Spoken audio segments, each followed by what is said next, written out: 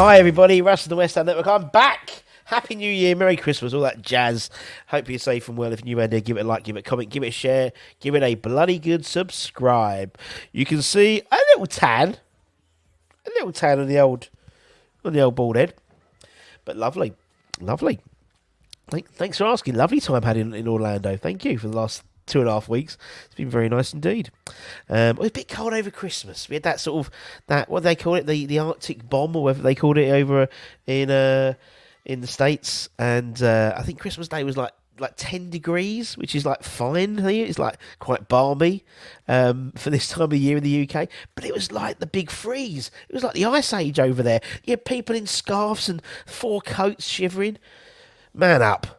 But thankfully, it returned to about the mid to late 20s as after that. But anyway, and if Christian's watching, hi Christian, nice to meet you.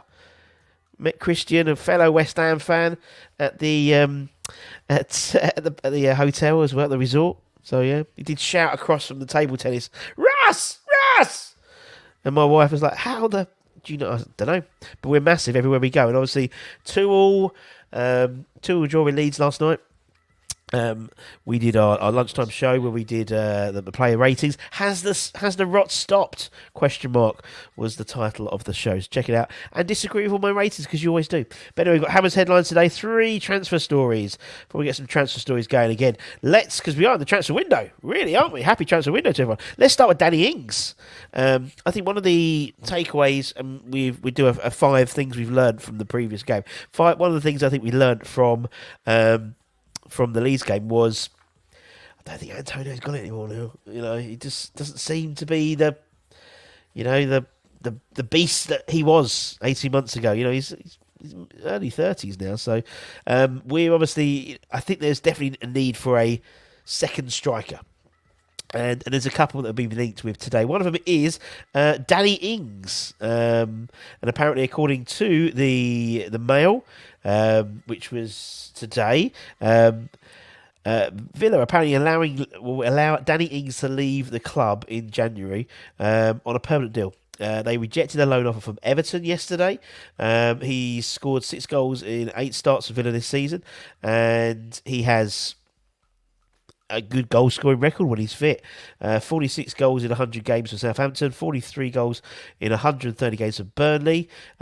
He is a good striker. You know, he's contracted at Villa until 2024, and therefore Villa will only sell him on a permanent deal rather than necessarily a loan deal. Apparently, us, as well as Southampton and Everton, who obviously had the loan bid rejected yesterday, are all interested in him. So maybe the benefit from an experienced striker and proven goal scorer like Danny Ings could be a shrewd buy for West Ham potentially. I appreciate he's 30, there's no sell-on value there, but having him as a backup could be useful, or as a plan B as well. And having a natural, I think now because you've got like Skamaka, who I thought was hold-up play was fantastic yesterday. You know, now you're comparing Antonio to Skamaka, you realise actually Antonio really isn't the striker in my opinion. So actually having someone like Danny Ings in could be a really useful purchase potentially. Another guy we're looking at as potentially as an Antonio replacement, or maybe as a direct sort of mirror of Skamaka really, and I'll talk about it in a minute, is Lorentz striker Terry Morphy. According to the Daily Mail, the Hammers are battling with Southampton for the youngster's signature. He's scored 10 goals in 16 games in Ligue 1 this season. Only Kylian Mbappe and Neymar have found the net more often in the division so far this season. Not too bad. Third to those two, heavily linked with a move to Southampton, but also West Ham. The Daily Mail reports that the Saints are keen to sign him, but they face a battle with us, with the Hammers making contact with the 23-year-old's representatives.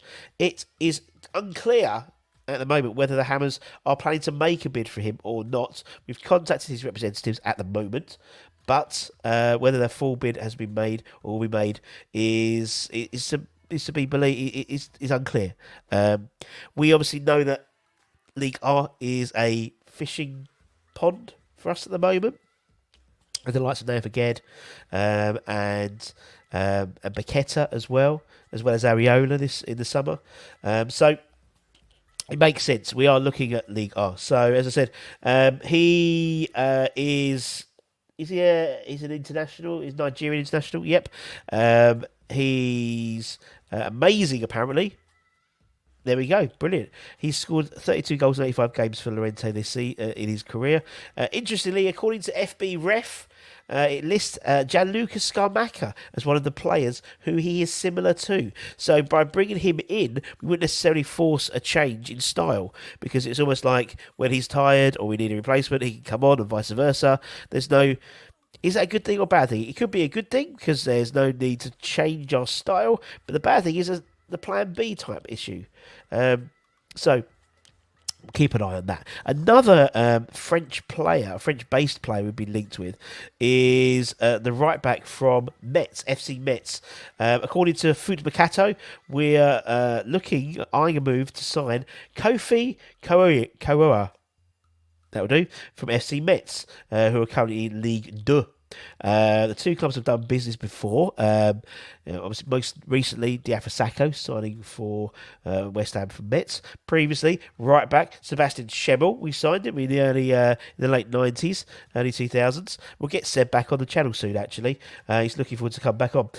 He joined Metz in the summer from Portuguese side Vizela. He's an Ivory Coast international with 2 caps, and apparently the Hammers have placed him on the shortlist of potential signings in the January transfer window. Now, I thought Vladimir Suval played quite well yesterday, particularly against a very tricky winger in terms of Somerville. He should have been sent off really for that tackle, but until then he hasn't really set the world alight, and he hasn't returned to the form that he first had when he signed for us 3 years ago, something, 2 years ago.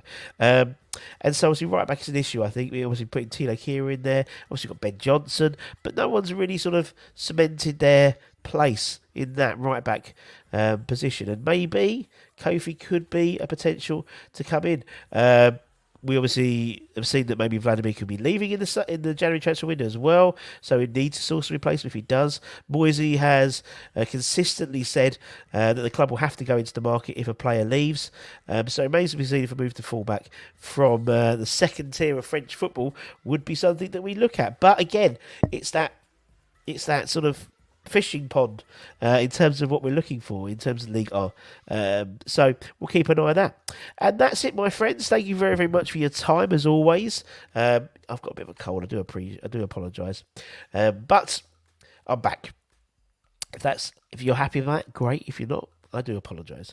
But as I said, if you're new around here, give it a like, give it a comment, give it a share, give it a subscribe. Also, check out the kneesatmamabrand.com, boys. Hammers Headlines is always in association with them. Fantastic website for them. And YouTube channel as well. So make sure you subscribe to them as well. So take care, stay safe, stay warm, stay humble.